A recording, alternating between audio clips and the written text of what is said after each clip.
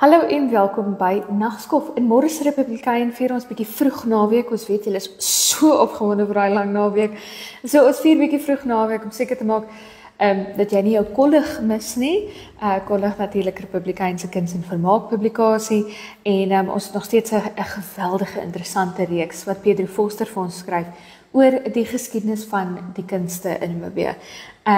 Dit is ongelooflik interessant om te kyk waar name soos Trudy Dix vandaan kom en waar hulle oorsprong vind en Trudy Dix byvoorbeeld 'n kunstenaar wat wel bekend is vir die gebruik van verskillende soorte mediums in die ontwikkeling van haar eie metodes met verskillende mediums.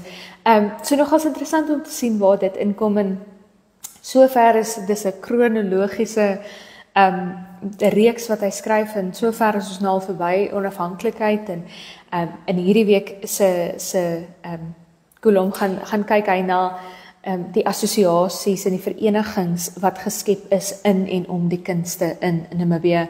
En dit weer eens geweldig interessant om te sien hoe hierdie assosiasies wat 20, 30 jaar gelede gestig is, nou nog besig is en nou nog kunstenaars help en oplei en bemagtig in die Namibiese kunste. Een ding wat uitstaan deur die hele reeks is dat daar nie regtig vrugbare grond is vir die Namibiese kunstenaars nie en dit wil sê daar's nie regtig 'n kykerspubliek wat die kunste waardeer in Namibië nie. So as jy van daai kykerspubliek wil raak en jy wil begin leer om die kunste te waardeer, ek moet sê Pedro Foster se rubriek het vir my geweldige nuwe insig gegee. As iemand wat kuns kan waardeer, het hy my dit nog meer laat waardeer. Dit is 'n geweldig interessante rubriek wat hy skryf. Dan kyk ons ook kortliks na The Gathering.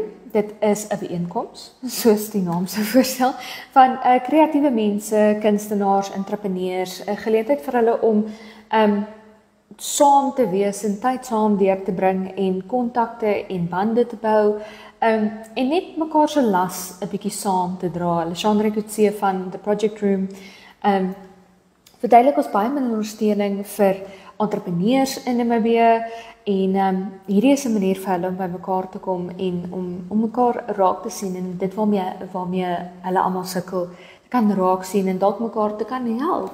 Dan gaan kyk ons ook baie kortliks in môre se kollig na die Suid-Afrikaanse sanger Adam Tas se besoek in Namibië. Hy het so 'n bietjie lyntjie nat gemaak daar aan die kus. Hy sing ook aan die kus hierdie naweek. So altyd lekker om 'n stukkie bietjie meer danserige nuus te hê in kollig.